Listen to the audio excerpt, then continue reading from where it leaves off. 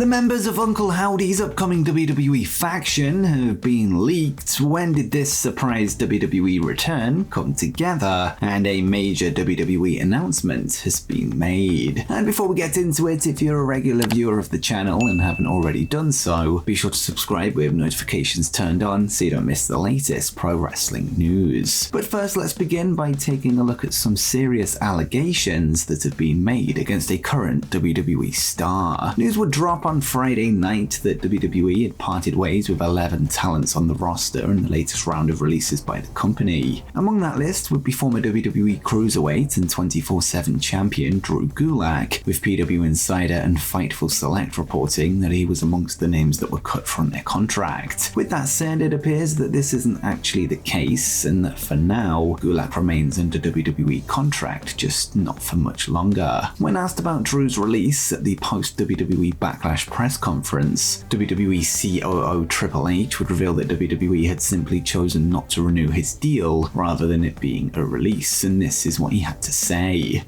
We release talent all the time.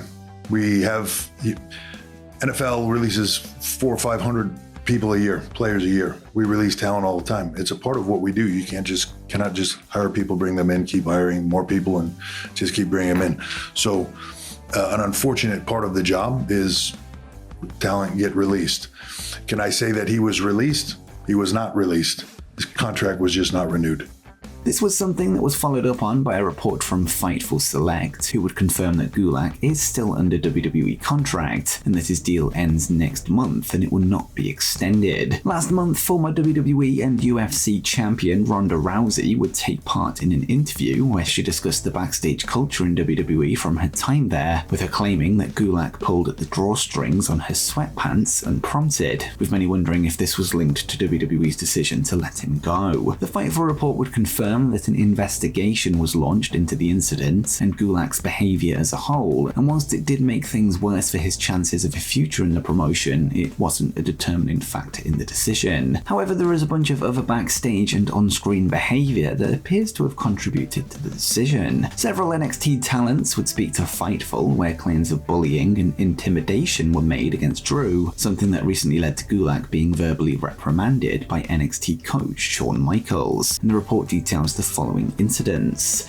In asking around with talent in NXT, several talents made claims to Brennan that Gulak was a bully who would often target injuries during matches with talent that were recovering from minor injuries at the time. One talent claimed that during a match with Gulak, the former No Quarter Catch crew member purposely redislocated a previously dislocated finger, while another claimed that Gulak would intimidate talent into not reporting the incidents. Fightful also learned of an incident during an NXT taping last year where Gulak was verbally reprimanded by Shawn Michaels and NXT coaches for intentionally spiking an opponent during a match. One NXT talent who worked with Gulak noted that he was odd in the sense that he would often test talent to see if they would react to his bullying. Having been written off of television and the Quarter Catch crew faction on NXT in recent weeks, it appears that Drew Gulak's time with WWE is now completely over, and the latest stories surrounding him will not do him any favors in his post-WWE career. And next up, new champions have been crowned at WWE Backlash. WWE Backlash would go down in Lyon, France last night, this being the first premium live event in the country's history, with the crowd contributing to one of the most unique atmospheres in wrestling history on the night. The show would be soundtracked by non-stop noise from the French audience, with chants of "Simplement deux" or "just two" in French echoing around the arena for every 2 count, on top of a series of other songs that broke out throughout the event. It would be the tag team match that saw the Bloodlines Solo Sikoa and Tama Tonga take on Randy Orton and French-Canadian Kevin Owens that opened the show, although it took a while for the bell to actually ring due to a pre-match brawl breaking out across the arena. This would lead to SmackDown general manager Nick Aldis coming out to turn the match into a street fight, a fight that would ultimately be won by the Bloodline after an interference from Tama's brother, Tonga Loa, which led to a Samoan spike from Solo Sikoa to put Owens away for the freakout. We'll have more on WWE's newest signing coming later on in the video. This would be followed by the first championship match on the card, which saw WWE Women's Champion Bayley battle Naomi and Tiffany Stratton with their title on the line. In the end, Bayley would catch Naomi off guard with a roll-up for the 1-2-3 before the two babyfaces embraced in a show of respect. It was then WWE World Heavyweight Champion Damian Priest's turn to make his first televised title defense of his newly won belt, when he would take on main event Jey Uso, who was looking to win his first ever world title of his career. However, unwanted interference from Judgment Day would aid Damian Priest's victory against his wishes, with further signs of a babyface turn for the Punisher being teased after the match when he stopped Finn Balor and JD McDonough's post-match beatdown on Jey Uso. The first and only title change would then go down in the next match that saw the Kabuki Warriors put their WWE Women's Tag Team titles on the line against the team of Jade Cargill and Bianca Belair. Cargill's show of strength that saw her catch Kairi Sane mid-flight before transitioning into a Jaded would be enough to get the pinfall in the end, with Jade picking up her first championship since signing for WWE, whilst Belair too won her first ever WWE Tag Team title. The main event of the night would see another first televised title defense, this time with Cody Rhodes defending his WWE Undisputed Championship against the phenomenal AJ Styles, with both men receiving heavy support from the crowd in France. After a match that came close to hitting the 30-minute mark, the American Nightmare's Crossroads would allow him to get the pinfall over Styles. But what did you make of the WWE Backlash event, and what did you think was match and moment of the night? Let me know in the comments down below.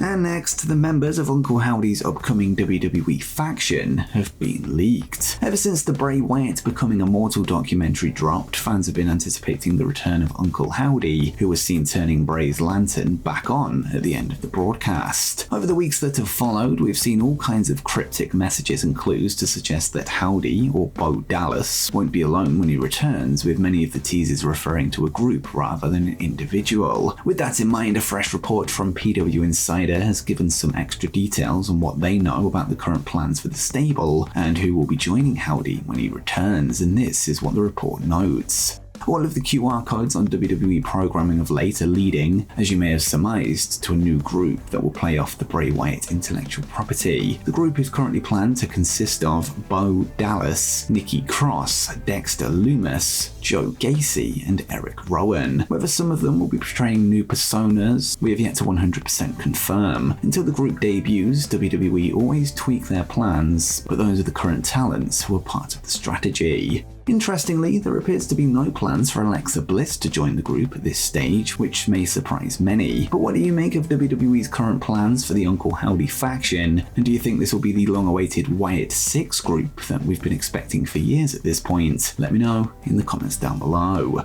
Next up, when did this surprise WWE return come together? As discussed, WWE Backlash France would see the return of Tonga Loa to WWE, with him becoming the newest member of Solo Sikoa's expanding version of the Bloodline. For the past several years, Tonga has been an active part of the New Japan Pro-Wrestling Tag Team division alongside his brother Tama Tonga, with the pair working under the name of the Gorillas of Destiny, notably as part of Bullet Club until early 2022. This isn't actually Loa's first stint in WWE, as many have forgotten his time with the company between the years of 2009 and 2014, where he was billed as Camacho. With that said, we now actually have some news on when the return was put together, as well as what contributed to making it a surprise on the night. According to Dave Meltzer on the Wrestling Observer message boards, Tonga's New Japan Pro-Wrestling contract would quietly expire earlier this year at the same time as his brother Tama Tonga's deal ended, with the duo signing WWE deals at the same time also, and Dave would write, "Real quick, Tonga Loa's deal and Tama Tonga's were actually together. It's just that the Tonga Loa thing, it didn't get out because New Japan never announced it. His contract was coming due. They never gave him a farewell. WWE obviously never announces anything like this, but this is not like something from the last 2 weeks. This deal was decided on months ago."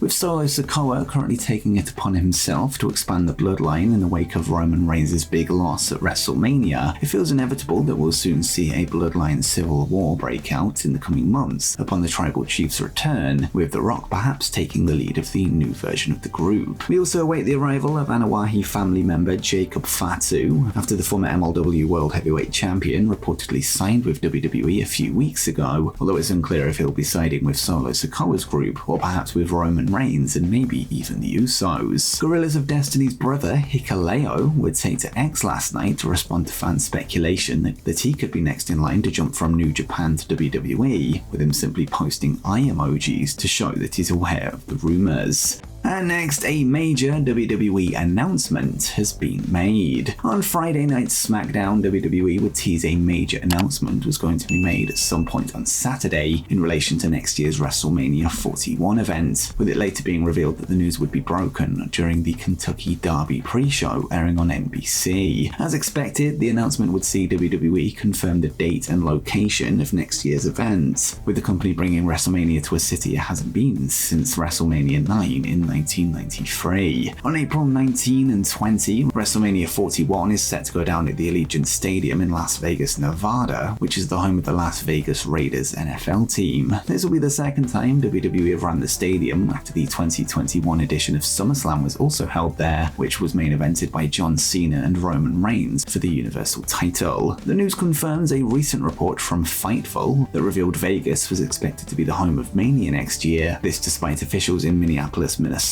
feeling that they had the show in the bag.